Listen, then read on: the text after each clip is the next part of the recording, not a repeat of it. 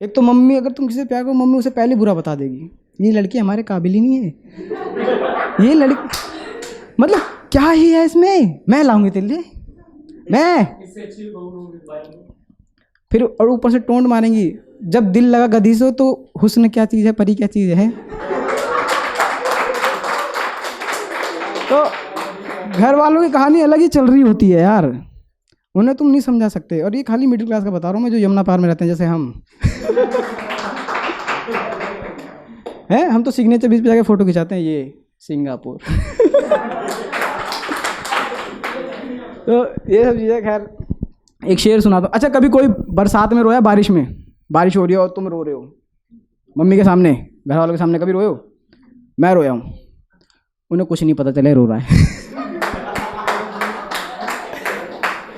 उन्हें नहीं पता चला कि ये रो रहा है, मैं ऐसे खड़ा हूँ, बारिश आ रही है अंदर, मम्मी को लगा भीग रहा है, बारिश के मज़े ले रहा है, फील कर रहा है। तो उसके तभी ना मेरे दिमाग में एक शेर आया, मैंने शेर लिखा कि कुछ बूंदे बारिश की दिल को आराम देती हैं, कुछ बूंदे बारिश की दिल को आराम देती हैं, आंसुओं को अपने रंग में छुपाकर रोने सरेआम देती हैं।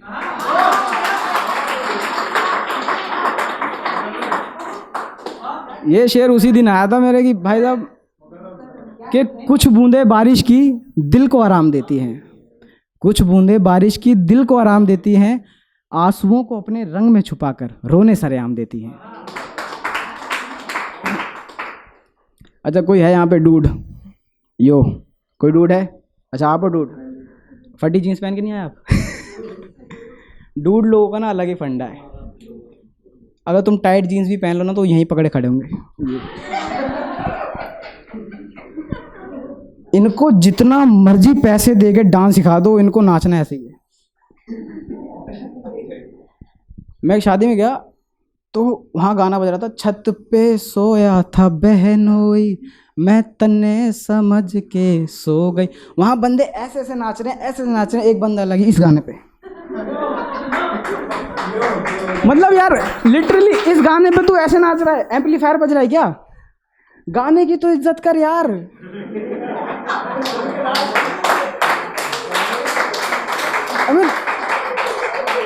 गाने की तो इज्जत कर। छत पे सोया था बहनोई, छत पे यूं, और लिटरली अगर कभी मानो यार इनका कभी जेब पर्स कट जाए, ये भागें कैसे? इससे तेज तो बच्चा भाग ले। अलग ही इनको एक्सेल वाली टी शर्टें चाहिए जो हमारे पापा की हमारी फिट आती हैं। हम तो पापा, हमें कभी डूड बनना होता हम तो पापा की शर्ट पहन लेते हैं, अलग बाजू अलग जा रही है, यहाँ से अलग जा रहे हैं, फिर हिला के ऐसे करते हैं मतलब डूड कमाल डूड है। और अगर तुम्हें डूड बनना है, if you want to become a dude, तो तुम्हें लड़कियों को ब्रो बोलना पड़ेगा।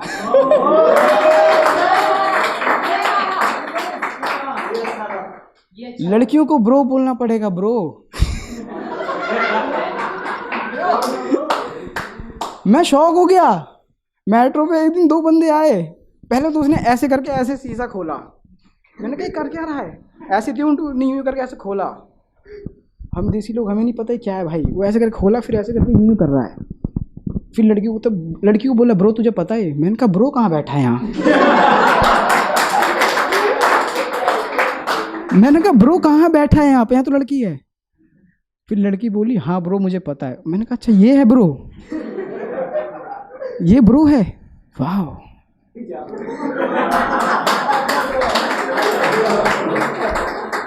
वाह ब्रो, मैं घर पे जाके कहूँगा ब्रो चाय दे ब्रो। चप्पल मेरी बहन यूँ कहेगी जा साउथ जा, तू तेरी जगह ही नहीं है घर में। हमारे घर में तो इंग्लिश बोलते ना तो अरे अंग्रेजी।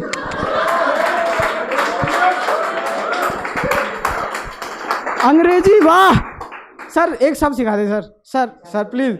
अब वो कोशिश करके पता क्या बोलेंगे, गिव मी अ टी ब्रो। इतनी कोशिश करके उनसे यही निकलता है। हमारे घर में तो दिमाग के अंदर बहुत इंग्लिश भरी होती है, बट वो सामने आती नहीं है। वो जब सामने निकलते तो बस यही। जैसे इंग्लिश से याद आया, मैं ना जब हमें इंग्लिश का पता भी नहीं था, खैर अब तो आती है थोड़ी बहुत, इतनी भी नहीं आती, सच्चाई बताऊंगा थोड़ी बहुत आती है।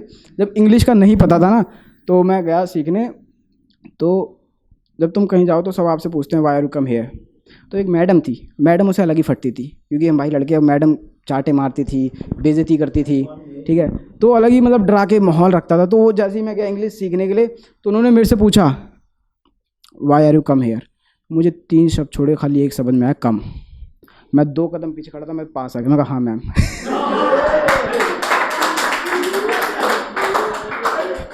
कह रही है why are you come here. मैं कहा मैम और पास कितना हूँ, आ तो गया। फिर उन्होंने हिंदी में समझाया आप यहाँ क्यों आए हैं। मैं इंग्लिश सीखने। तो वही तो पूछ रहे मैम आती तो बता, आते क्यों, अगर हमें इंग्लिश आती तो यहाँ। मैंने कहा अगर हमें इंग्लिश आती तो हम यहाँ आते क्यों। आप सीधे ही पूछोगे why are you come here. अरे अभी तो सीखने आए हैं ना, सिखाओ हमें। कम पता, और मे आई कम इन पता, मुझे मतलब नहीं पता था। एक रिदम याद थी, मे आई कम इन मैम, इसका मतलब नहीं पता था। मतलब ये भी नहीं पता था, सब स्कूल में पढ़े हैं, ठीक है, सबने वाली प्रे करी होगी, all the student my brother and sister, हैं सबने करी है ना ये, जो हाँ शपथ दिलाते थे। पहले तो मुझे ये नहीं पता था कि हम शपथ खा रहे हैं, और फिर ऊपर से मुझे ये इंग्लिश नहीं पता था कि all the student are my brother and sister. पहले मैं ऐसी रिदम में पढ़ जाता था, all the brother my sister. जिस दिन मुझे इसका एहसास हुआ ना कि ये भाई बहन बना रहे हैं हमें स्कूल में,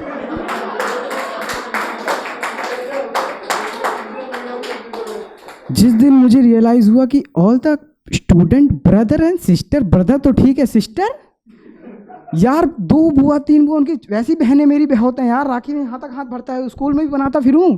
एक तो वैसी भोंदड़ी शकल है, कोई मिल नहीं रही, तुम और बहनें बनाओ, और शपथ दिलवा रहे हैं यार, पागल बना के शपथ। जिस दिन मुझे रियलाइज हुआ मैंने खानी छोड़ दी हो। जब भी ये लाइन आती थी ऑल द स्टूडेंट, मैं नीचे कर लेता था, सब खा लो मैं नहीं खा रहा, मुझे कसम खानी नहीं है।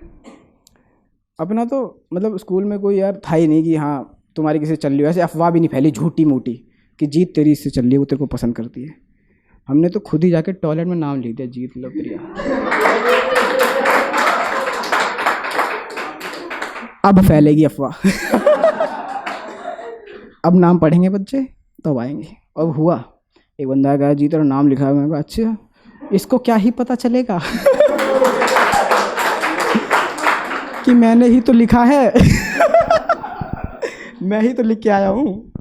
पर कोई फ़ायदा नहीं था यार। एक तो बॉयज़ टॉयलेट में लिख के आ रहे हूँ, खाली लड़के पढ़ते थे।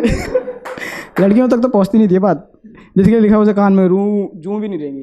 कान में जू कहाँ रेंगती है जूँ, बालों में, कानों में। अरे आजकल नया ट्रेंड है, कहीं भी रेंग जाए। एक शेर ऐसा है, एक रिश्ता जब हम बनाते हैं, ये कैसा रिश्ता है हमारा तुम वाइफी मैं हबी।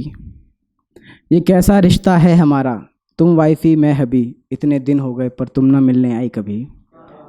तुम्हें एहसास तक नहीं है पर हाँ मैं इस बात से हूँ दुखी। तुम्हें एहसास तक नहीं है पर हाँ मैं इस बात से हूँ दुखी। अब आगे क्या कहना तुमसे, हमने सारा किस्सा सुना दिया पर तुम्हारे मुंह से सॉरी तक ना निकला भी।